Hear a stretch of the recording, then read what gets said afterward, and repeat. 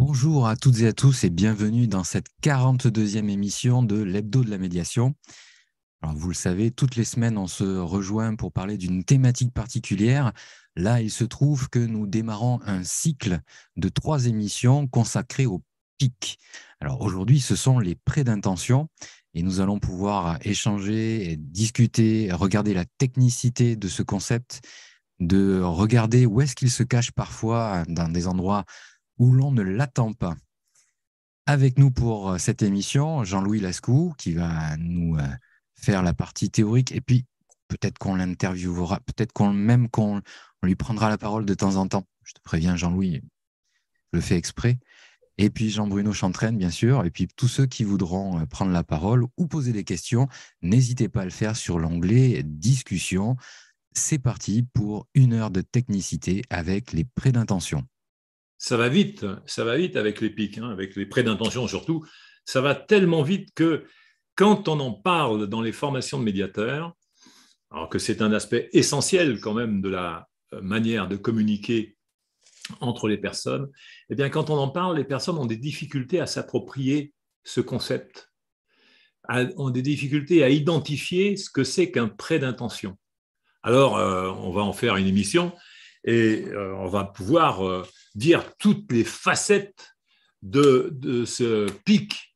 Quand on parle de pic, on parle en fait de la manière d'être en communication avec des personnes, des manières incontournables, parce qu'on n'est pas en train de vous dire allez chasser vos prêts d'intention, arrêtez de prêter des intentions aux gens. Vous ne pourrez pas le faire.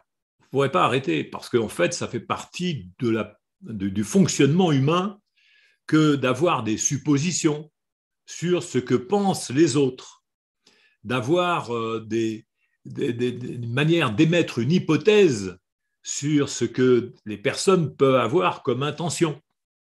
C'est ça, un prêt d'intention, j'ai souvent dit, c'est un prêt d'intention, c'est sans intérêt. Mais dans la réalité, un prêt d'intention, c'est pas la peine d'aller voir à la banque pour voir si ça peut être producteur d'intérêt. C'est vrai que ça peut l'être quand même. Ça peut l'être parce qu'en fait, ça peut vous permettre d'émettre des hypothèses. Ça peut vous permettre de vous dire, mais en fait, qu'est-ce que veut cette personne? Et vous avez compris qu'un prêt d'intention, ça peut être positif et ça peut être négatif. Mais ça peut être aussi neutre, en fait, parce qu'en fait, quand on parle des pics, très souvent, on n'en parle que d'une seule manière.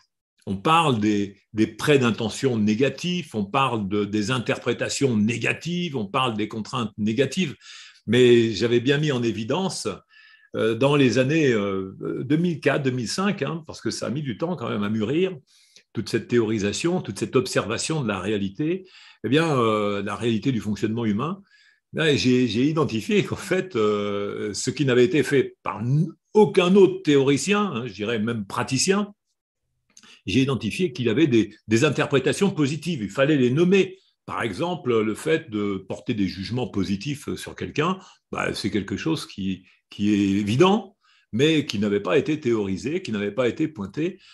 Et prêter des intentions positives, par exemple, c'est de dire à quelqu'un, en fait, tu veux m'aider là, mais en fait, tu veux m'aider, mais tu n'y arrives pas vraiment. Mais en fait, aussi, tu peux prêter une intention positive et puis que ça marche réellement. La personne, tu lui dis, mais en fait, tu as l'intention de me donner un coup de main, tu as l'intention de me soutenir, tu y arrives. C'est génial, merci beaucoup. Si c'était ton intention. Et puis la personne dit non, je n'avais pas du tout l'intention. Et c'est là que c'est intéressant. C'est qu'en fait, le prêt d'intention, il est une supposition sur le fait qu'une personne pense déjà. Vous avez déjà dit à quelqu'un, à quoi tu es en train de penser? Et la personne te répond à rien. Et toi, tu es sûr que la personne en face de toi, elle est en train de penser. Mais en fait, elle a le cerveau vide, quoi. Enfin, ça tourne là-dedans, mais il n'y a pas de fonctionnement conscient sur ce que la personne peut nommer comme étant une pensée. Donc, c'est troublant parce que tu as dit, mais tu me regardais quand même d'un drôle d'air. Alors, ce drôle d'air, je me souviens, il y avait une personne qui était dans le métro et elle avait, pour vous dire, elle avait un long poil comme ça qui sortait d'un point de beauté.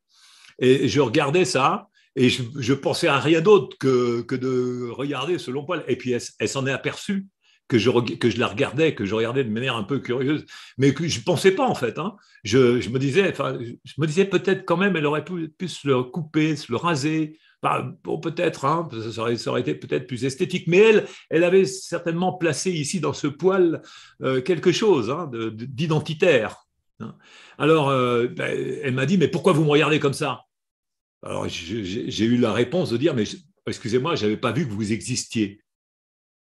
Alors, évidemment que ce n'était pas gentil, mais c'est vrai en même temps que je n'avais pas vu qu'elle existait qu'au travers de son poil. Donc, c'est ça, un prêt d'intention, c'est très fourbe. C'est quelque chose qu'on ne maîtrise pas. Alors, je voudrais le dire comme ça parce que je disais qu'il y a des prêts de bonne intention, il y a des prêts de mauvaise intention, et puis il y a des prêts d'intention en fait, où on est neutre par rapport à ça. Parce que quand on prête une mauvaise intention à quelqu'un, ça veut dire qu'on se méfie de la personne. Quand on prête une bonne intention à quelqu'un, c'est qu'on a confiance en cette personne. Mais après, en fait, on peut prêter une intention à quelqu'un, mais on s'en fiche, quoi.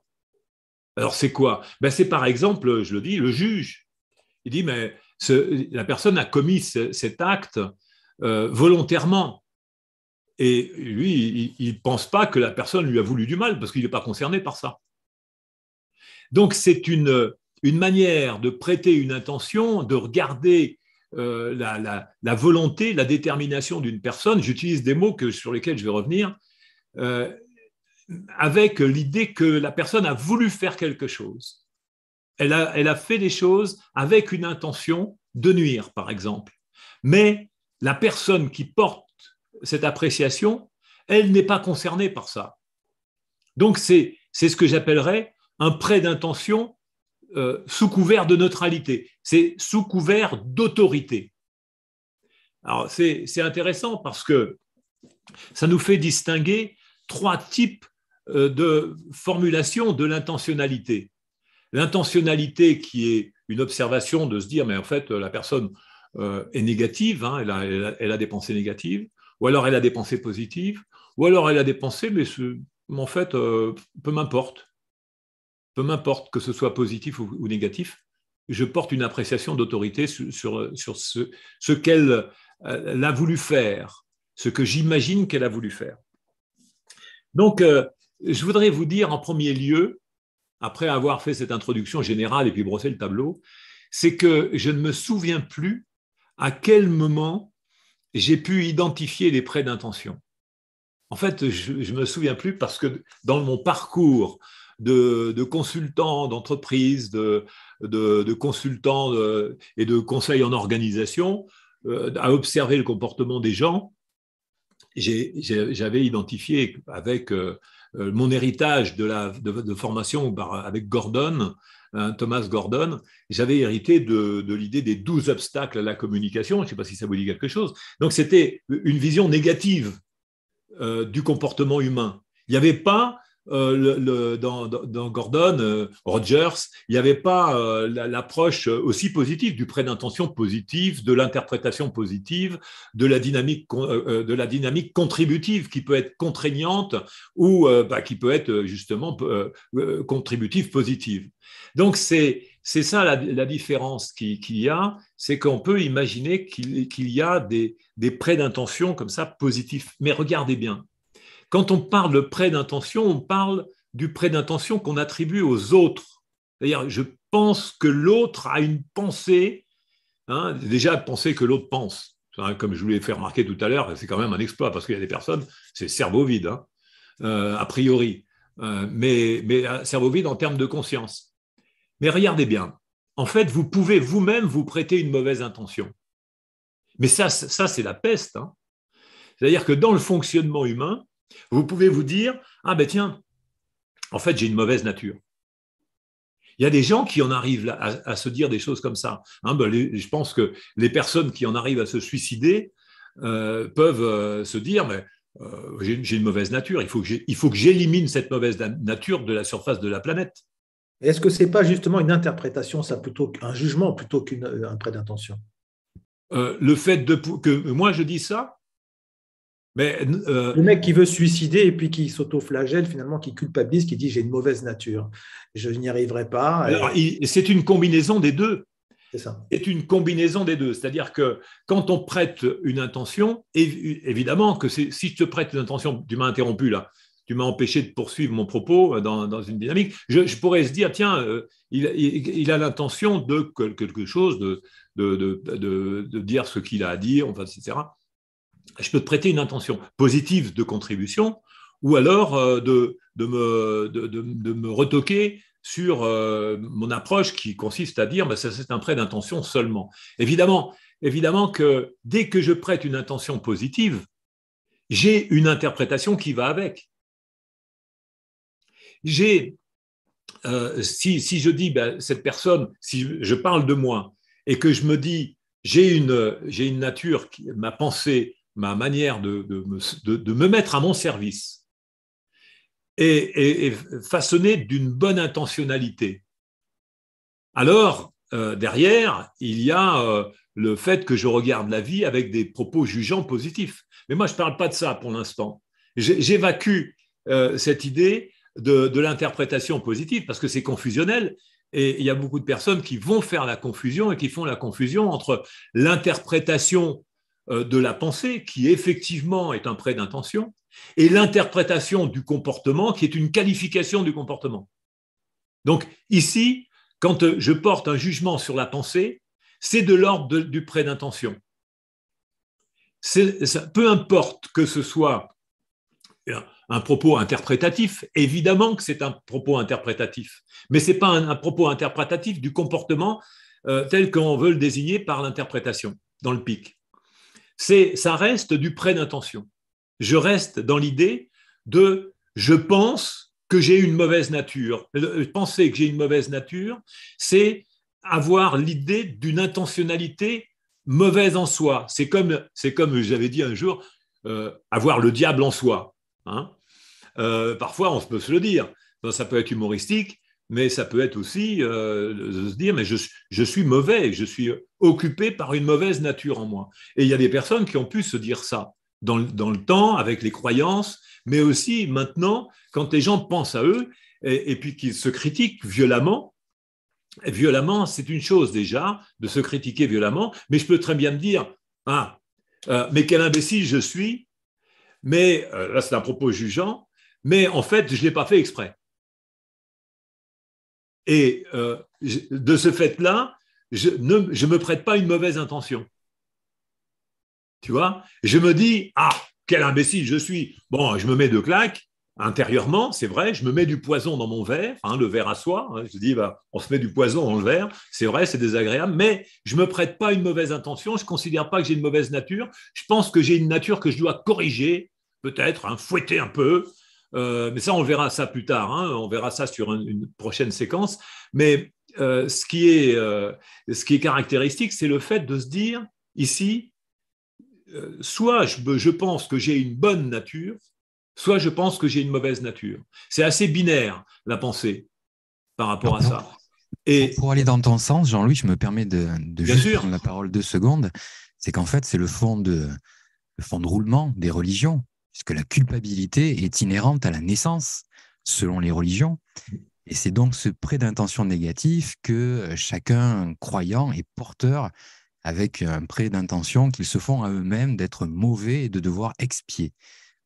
Oui, il y a un héritage. C'est absolument l'héritage culturel qu'on retrouve particulièrement dans la religion, dans les religions, je dirais, monothéistes, occidentales, puis même islamistes, de l'islam, du judaïsme, c'est le même creuset où il y a cette culpabilité qui est là, et puis on dit, finalement, on le voit par exemple dans la fable biblique, qui raconte que Adam et Ève, dans le paradis terrestre, ils étaient vraiment super bien, et puis il y a Ève qui s'est laissée tenter, et puis qui a été embarqué par le serpent, le démon qui était en elle, parce que c'est quand même assez curieux d'ailleurs, cette conception de se dire comment quelqu'un de fondamentalement bon, on va parler du monde divin, a pu créer, engendrer quelqu'un qui avait le mal en soi. Hein, ou qui avait la... Donc la religion est très paradoxale de ce point de vue-là, mais néanmoins, elle véhicule quelque chose qui est simpliste et qui convainc les gens, c'est le fait que potentiellement tu peux avoir une mauvaise intention en toi et tu peux être fondamentalement mauvais en toi. C'est ça qui est véhiculé. Et c'est ça le drame de beaucoup de personnes qui restent dans la crédulité religieuse, c'est de se dire qu'elles ne peuvent pas en sortir. Et ça, c'est une grave blessure en soi qui ne se répare que par la compréhension. Ce n'est pas la peine de faire des thérapies, hein, ce n'est pas la peine de chasser le démon, c'est par la compréhension intellectuelle qu'en fait, c'est un montage de la pensée. C'est une adhésion à une pensée. Donc, j'ai mis comme ça en évidence qu'il y a deux points, et je vais en donner un troisième, qui était lié à ce que tu viens de dire, c'est qu'il y a deux points. Dans l'application du prêt d'intention, c'est par rapport à soi, c'est par rapport aux autres. Je peux très bien dire j'ai une mauvaise intention ou j'ai une bonne intention vis-à-vis de moi-même, ou alors vis-à-vis des autres. Alors, les autres, c'est pareil, hein, c'est en miroir. Mais également, comme tu viens de le souligner là, en sous-entendu, c'est qu'il y a l'idée de l'intentionnalité du monde, l'intentionnalité de l'univers. Quand on dit, par exemple, mais attends, on ne peut pas avoir été engendré avec la conscience, l'intelligence, la perception, le sentiment, la raison, tous ces outils qui nous font rencontrer le monde abstrait, on ne peut pas avoir été engendré et puis disparaître. Il y a bien comme ça dans le monde une intention plus forte que tout. Et c'est ça le creuset de la religion. C'est là où il y a en fait, dans cette fantasmagorie pure, hein, de se dire le monde complote. Hein. Je te le disais avant l'émission, j'avais un ami, j'ai toujours d'ailleurs cet ami, qui disait que si tu es sur le bon chemin, le monde complote pour que tu réussisses. Hein. C'est beau, on a même envie d'y croire, parce que c'est vrai que comme ça on se sent moins seul. Le monde comploterait, c'est-à-dire que l'univers comploterait. On ne serait pas tout seul, on serait l'objet d'une observation par le monde. C'est touchant. On a envie, là tout de suite, on a envie de s'aimer plutôt. Hein. Mais on a envie de se méfier aussi, parce que si le monde complote pour qu'on réussisse, qu'on est sur le bon chemin, c'est que si on est sur le mauvais chemin, le monde ne complote pas pour qu'on réussisse. Il est binaire. Le monde complote pour qu'on échoue. Et tout ça pour qu'on se remette sur le bon chemin. Mais en attendant, c'est qu'un chemin caillouteux. C'est un chemin où on se ramasse des baffes. Et ce n'est pas un chemin d'apprentissage. C'est un chemin de redressement, de punition. Et c'est ça qu'il y a dans cette dynamique du prêt d'intention. Moi, je trouve que c'est assez fort. Alors, on voit, je dis tout à l'heure, qu'il y avait des mots comme ça dans le prêt d'intention qui parlent de la bonne volonté. Hein, quelqu'un de bonne volonté. On dit, quelqu'un de bonne volonté, j'aime bien en italien, enfin en latin, ça fait benevolence. C'est quelqu'un de bonne volonté. Alors ça donne aussi quelqu'un qui est bénévole. Hein. Donc on suppose que des gens qui sont de bonne volonté font les choses gratuitement. Et on découvre petit à petit que non, en fait. Donc, dans le prêt d'intention, c'est quand même fort de pouvoir cultiver cette idée dans une culture, dans une civilisation même. Parce qu'il y a des gens qui ont le statut de gens bienveillants. Alors après, on en rajoute un petit peu, parce qu'on voit bien que quelqu'un à qui on prête une intention positive, eh bien, on va se dire, il est bienveillant. Et la bienveillance va avec cette idée-là. Et celui à qui on attribue la bienveillance, eh bien, on lui attribue un statut qui est pratiquement un statut définitif, un statut d'honorabilité. Donc, dans le prêt d'intention, il a quelque chose de très fort, de magique, de lié aussi à cette idée de la détermination. C'est-à-dire que quand on se dit quelqu'un qui est animé de bonnes intentions, c'est quelqu'un qui est bien déterminé. Et hop, ça y est, on a franchi un cap là. Hein, on a franchi un cap que tu connais, parce que je te vois sourire, mais tu peux le reprendre si tu veux, parce qu'on en parlait tout à l'heure. Ben oui, en fait, le déterminer, ça peut vouloir dire plusieurs choses. Et déterminer, on peut entendre aussi déterminisme.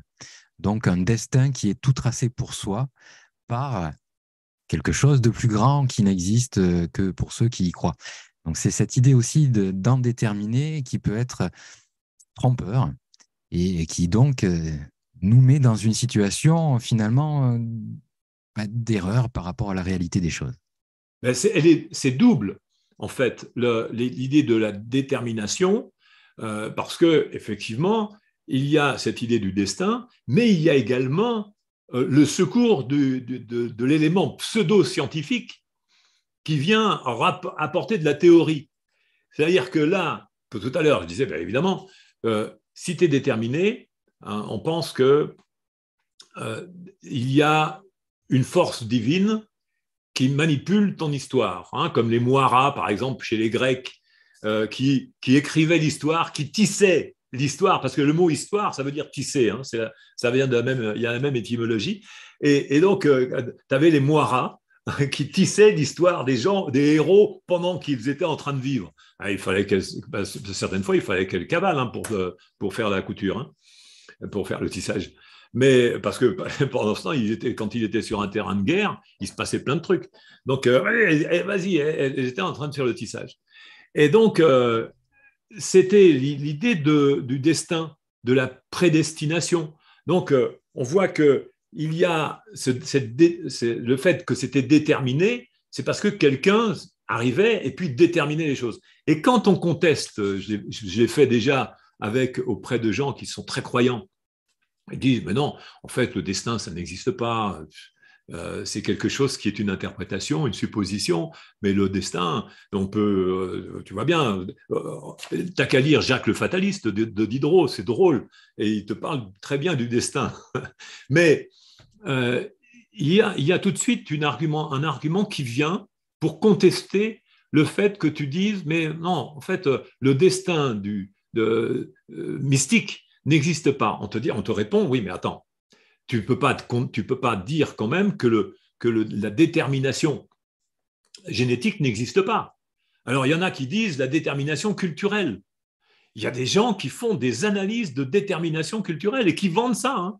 Ils vendent ça. C'est incroyable de pouvoir se dire, il y a des personnes qui portent le poids de l'histoire de leurs ancêtres.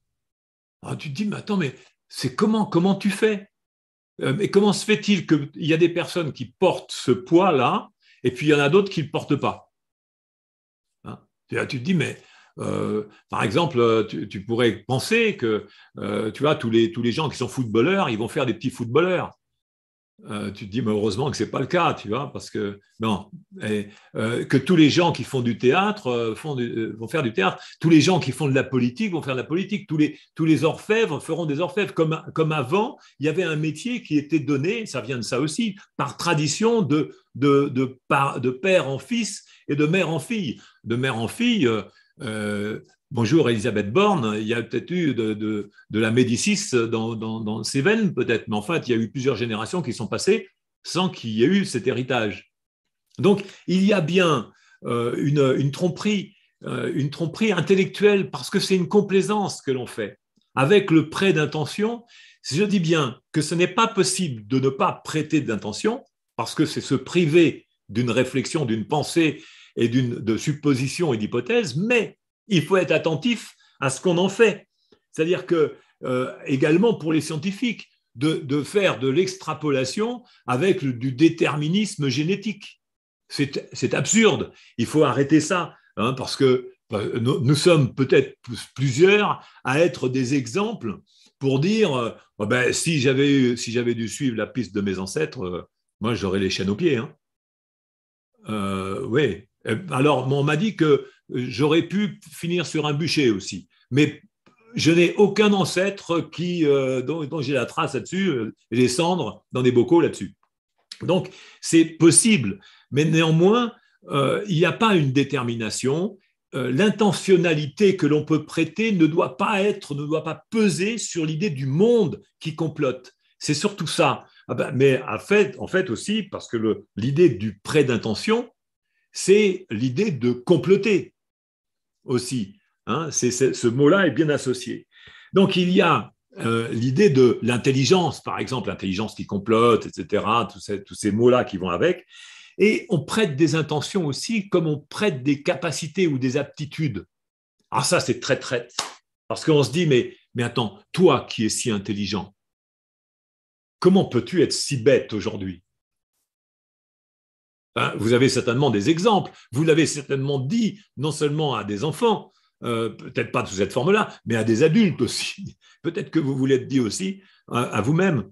Moi, quand je joue aux échecs, d'ailleurs, parce que actuellement c'est ma grande passion, je me dis, mais comment puis-je être aussi maladroit, moi qui ai tant de ressources habituellement sur mes stratégies, et puis je me ramasse plein de volets de bois vert avec cette application où je perds en permanence. Je me dis, mais comment se fait-il que je ne puisse pas me rester concentré comme hier? Et je me prêterais presque une intention de ne pas être capable de le faire. C'est ça, c'est très mélangé, le prêt d'intention avec la capacité, l'aptitude. Alors, on se signalait en amont, on se signalait le fait que, par exemple, bon, je vous l'ai déjà dit, je suis un antimilitariste forcené, et j'ai pas fait l'armée, j'ai refusé de faire l'armée, mais par contre, j'ai mes papiers militaires. Je veux dire, parce qu'ils m'ont dit, il faut quand même qu'on lui fasse faire l'armée à celui-là. Donc, j'ai fait 2 ans d'armée civile. Mais j'ai vu que j'étais apte. J'étais apte. Pour quoi faire? Pour faire l'armée. Il fallait être apte. Donc, comment pouvait-on être apte? Moi, je l'avais dit, hein, vous me donnez une arme, mais je tire sur l'ennemi. L'ennemi, il porte des galons. Alors, ils ont dit, bon, celui-là, on ne va pas l'intégrer dans le corps militaire. Ils ont quand même été prudents. Donc, ils m'ont prêté l'intention de le faire. Je ne l'aurais jamais fait, évidemment. Je ne l'aurais pas tiré. Mais ils se sont dit, on ne sait jamais. On va. Comme quoi, le prêt d'intention, c'est quand même fort. Ça amène à prendre des décisions. Et parfois des décisions inconsidérées. Parce que c'est juste sur une intention que l'on fait quelque chose, que l'on produit des actions, que l'on met en place des stratégies. Et je rappelle que stratégie, ça veut dire la guerre, stratos. Et le pire, je le gardais pour la fin, parce que je me dis quand même, on va peut-être pas y passer plus que ça, mais vous avez peut-être des choses à dire. Mais moi, je m'en arrêterai là, sur le prêt d'intention, pour vous dire une chose. Le pire, c'est la confusion identitaire que produit le prêt d'intention. Parce que quand je pense que les autres pensent, alors, quand je pense que les autres ne pensent pas, et que je pense que les autres ne pensent pas assez, et que je pense que les gens ne pensent pas suffisamment bien, alors je me prends pour eux et je me mets à leur place. Et quand je me mets à leur place, je m'attribue leur identité, l'identité collective, et je deviens celui qui représente tout le monde. Alors, vous allez retrouver ici les formes dictatoriales, les gens qui se sont accaparés des pouvoirs et qui ont dit « c'est moi qui décide pour tout le monde ».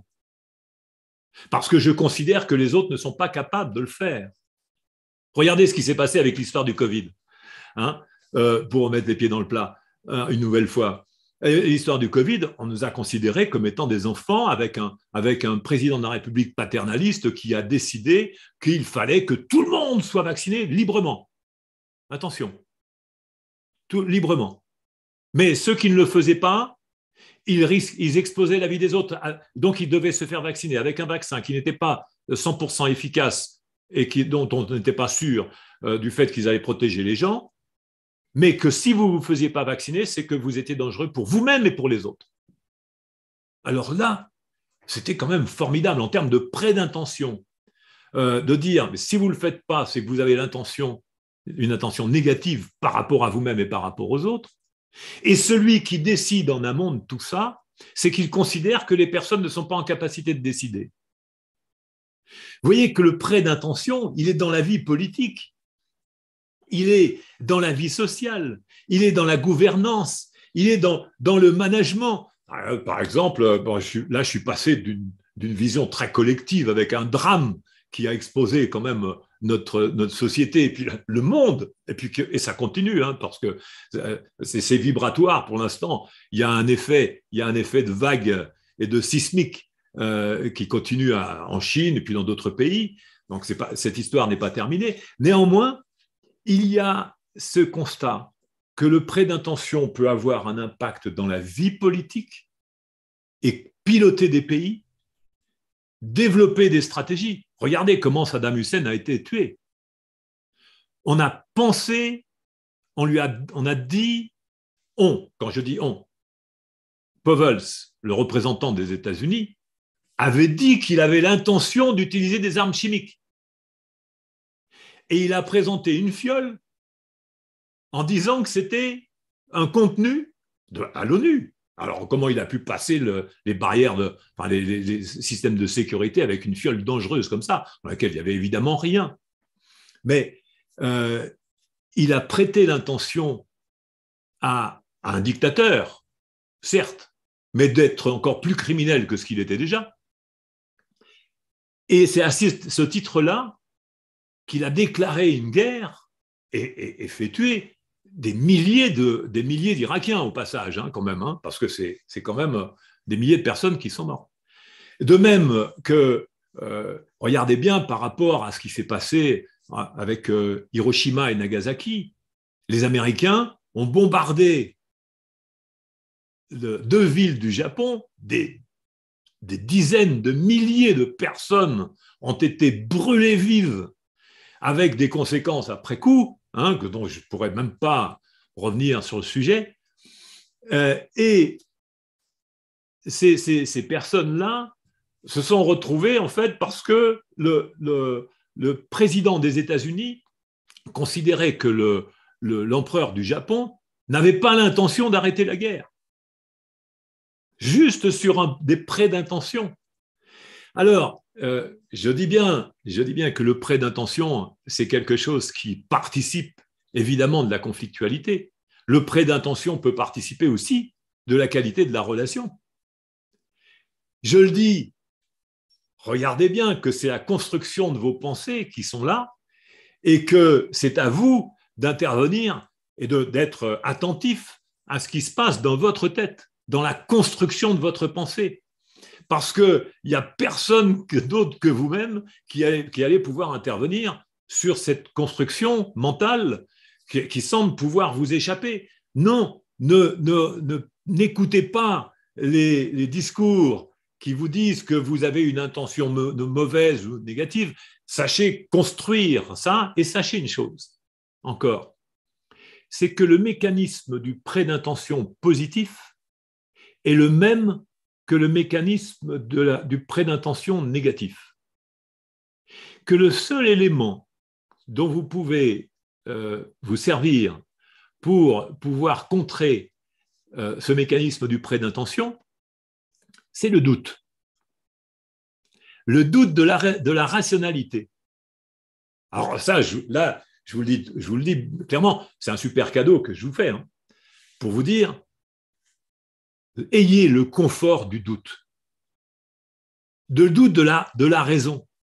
Parce que avec le doute de la rationalité, vous êtes tranquille. Vous pouvez vous dire, oui, c'est possible qu'il ait cette idée-là, mais c'est possible aussi qu'il en ait une autre. C'est la raison, c'est le seul instrument qui peut vous apaiser. Dans tous les cas, la rationalité, c'est un instrument d'apaisement, de tranquillité. Parce qu'il y a des questions, comme je l'ai dit souvent, il y a des questions qui n'ont pas de réponse et qui n'auront jamais de réponse. pourquoi vous êtes venu sur la planète avec la conscience, personne ne pourra vous donner de réponse. Et la personne qui vous la donnera, la réponse, il faudrait déjà qu'elle se pose la question si c'est valable pour elle. Et si elle pense que c'est valable pour elle, peut-être qu'elle pourrait mettre le doute, juste pour dire, c'est pas si sûr que ça. Donc, voilà la manière dont la construction de la pensée se fait. Elle se fait parfois avec des élans négatifs, des élans positifs. Parfois, on regarde des choses avec autorité, mais dans tous les cas, l'instrument de construction de la pensée, c'est le doute. Et c'est là-dessus que je terminerai mon propos, parce que je pourrais revenir sur le fait que l'idée qu'on se fait que les autres pensent est une pure fiction, souvent, mais que c'est à ce titre-là que d'autres personnes prennent le pouvoir sur votre pensée. Et c'est à ce titre-là que parfois, vous prétendez vous-même prendre le pouvoir sur la pensée des autres en leur attribuant des pensées, en leur attribuant des intentions et en disant « si tu avais l'intention de faire ça ». Et je le sais bien, moi. Alors que peut-être la personne ne le savait pas. Peut-être, je le dis bien, peut-être la personne ne savait pas ce vers quoi ces actes la conduisaient. Et c'est le travail du médiateur professionnel, c'est d'utiliser le doute, de pouvoir à chaque fois revenir sur cette idée-là, que le doute bénéficie à la personne parce qu'elle ne sait pas forcément ce qu'elle pense et ce vers quoi l'orientent ses actions et sa pensée. Voilà mon propos sur le prêt d'intention. Et Jérôme, tu veux rajouter quelque chose peut-être ? Oui, alors je voudrais rajouter, moi, ce qui m'intéresse là, en dehors de tout ce que tu as dit, en plus de ce que tu as dit, c'est de regarder un petit peu où se cache finalement le prêt d'intention. Alors je pense à un phénomène qui est très clair, c'est qu'à partir du moment où on parle de prévention, prévenir, c'est quand on sait que ça va advenir. Donc on prête l'intention à des personnes qu'ils vont être négatifs pour l'entreprise, qui vont être même que l'organisation en elle-même va être pathogène. Et donc, il faut prévenir ça en mettant en place des conditions. Le prêt d'intention se cache là aussi. Et c'est pour ça qu'en fait, si on parle de prévention, on fait un prêt d'intention. Mais alors, comment faire autrement pour accompagner les entreprises, les personnes dans les organisations, à ne pas tomber dans la dégradation de la relation, mais tout simplement en anticipant le fait qu'il faut les former, tout simplement, qu'ils peuvent apprendre.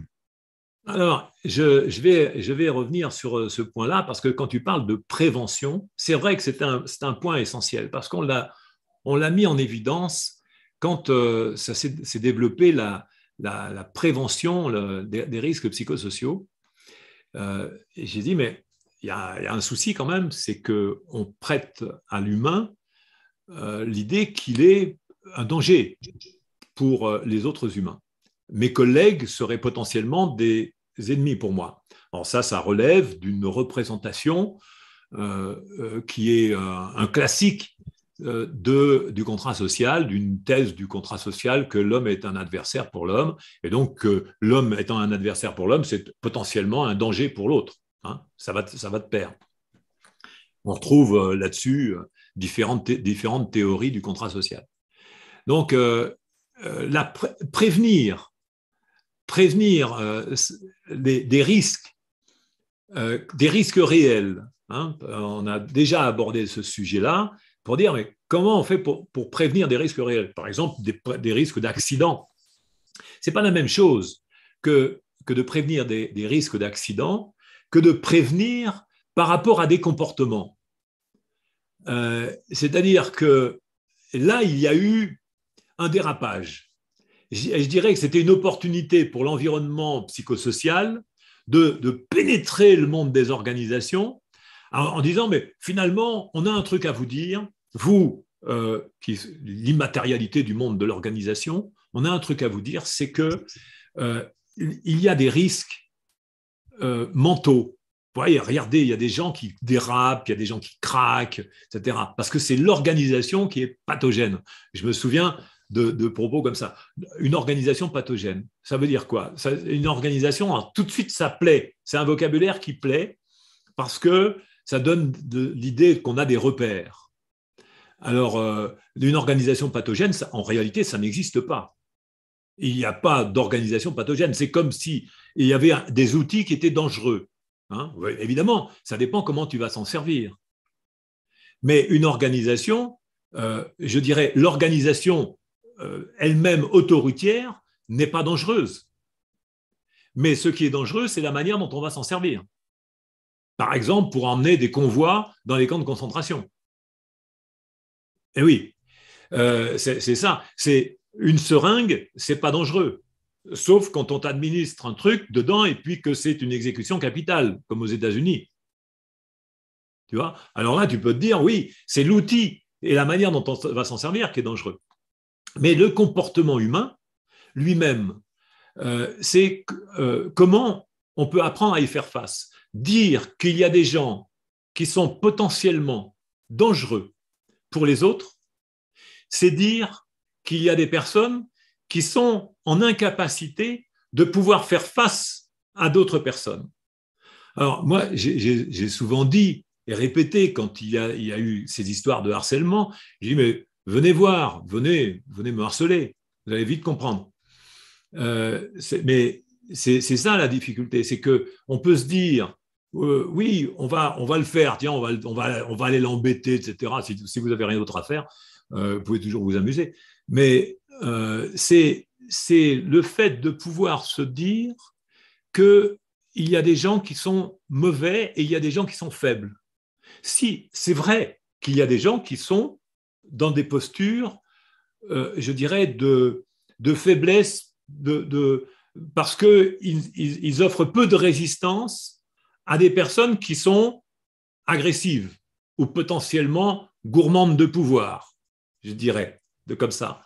Et apprenons, observons cela, donnons le droit d'intervention, mais de mettre en place toute une stratégie, toute une démarche qui consiste à mettre des gens en accusation, c'est pas bon. C'est pas bon parce que ça ne représente pas une réalité. C'est aggraver, faire de la surenchère sur le système de prêt d'intention. Effectivement, la prévention, quand tu le dis sur la prévention, parce que tu l'as indiqué comme ça, la prévention des risques psychosociaux, moi, m'a toujours posé problème et j'ai répondu comme ça par la qualité relationnelle, en disant apprenons aux personnes à s'affirmer face aux autres. Mettons en place des systèmes qui permettent aux personnes d'avoir une ressource d'affirmation. Le médiateur professionnel, c'est une ressource d'affirmation pour les personnes qui se retrouvent en situation difficile. Hein, je vois Jean-Bruno qui opine de la tête quand je dis ça sur l'écran, mais c'est tout à fait ça. C'est que quand des personnes sont en situation de faiblesse, ben, si elles ont la ressource de pouvoir dire « Oh, mais là, je ne sais pas faire », et je peux faire appel à un référent qualité relationnelle qui est le médiateur professionnel de l'entreprise. Et là, eh bien, tout de suite, ça va s'arrêter.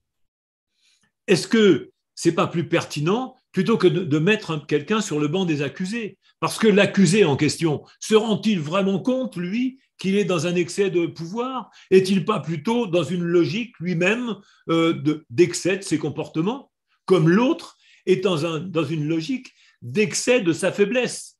Et il y a l'excès de sa force et l'excès de sa faiblesse. Et ni l'un ni l'autre ne se rendent compte de ce qu'ils font. C'est ça qu'il faut quand même commencer à bien imprégner dans la culture des entreprises, c'est la reconnaissance de la maladresse, mais également de la reconnaissance du fait d'apprendre, le fait de se former, et que ça ne doit pas être quelque chose qui est comme ça, où on attend que les gens se disent « Ah ben tiens, et si j'allais me former à la qualité relationnelle ?» Non, on n'a pas enseigné à l'école la qualité relationnelle. Il est temps de la dispenser dans les entreprises, dans toutes les organisations, parce que les personnes n'ont pas reçu ces fondamentaux dont on parlait tout à l'heure. Sur le prêt d'intention, par exemple, je suis sûr qu'il y a plein de personnes qui ont dû se dire, au travers de mon propos, « Ah ben dis donc, ça, je n'y avais pas pensé » ou « je n'avais pas vu les choses comme ça ». Eh bien, c'est aussi cette réflexion, c'est cet apport que les médiateurs professionnels peuvent faire dans les organisations, de faire réfléchir les gens sur la réalité de l'intentionnalité des uns et des autres et d'eux-mêmes.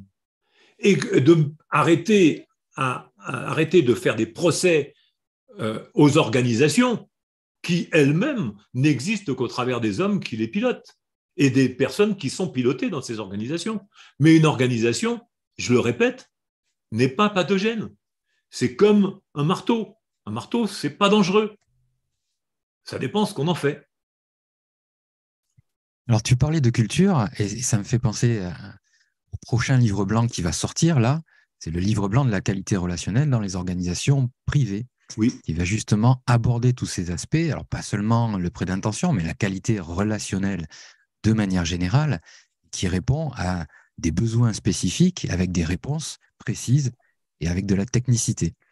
Donc ça fait partie des éléments de culture que nous devons transmettre. Et puis, vous êtes autour de la table virtuelle.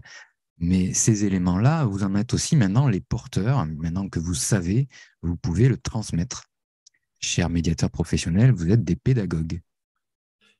Voilà, merci à tous, merci de ce moment de partage, merci de cette curiosité de venir les mercredis de midi à 13h30, 13h dans ces environs-là, juste avant de déjeuner, ou peut-être en cassant la croûte, vous nous écoutez. Il y en a certains, je sais, qui nous écoutent en conduisant, soyez prudents. Et donc, mercredi prochain, nous avons un autre sujet sur les pics, et ça sera, Jérôme? Ce sera les interprétations. C'est normal, parce qu'on commence par le P, de pic, prêt d'intention, on fera les interprétations. Il y en a certains qui se disent « mais je sais ce que c'est que les interprétations ». Vous risquerez d'avoir des surprises, parce que c'est peut-être un peu rapide d'interpréter ça comme ça. Et puis, la fois d'après, on parlera des contraintes et des contributions. Et vous verrez qu'en miroir, il y a faits, conséquences, ressentis, mais ça, on en reparlera une autre fois. Je vous remercie beaucoup de votre attention. Je vous remercie de ces moments de partage, d'intérêt. À bientôt, à mercredi prochain. Bonne semaine.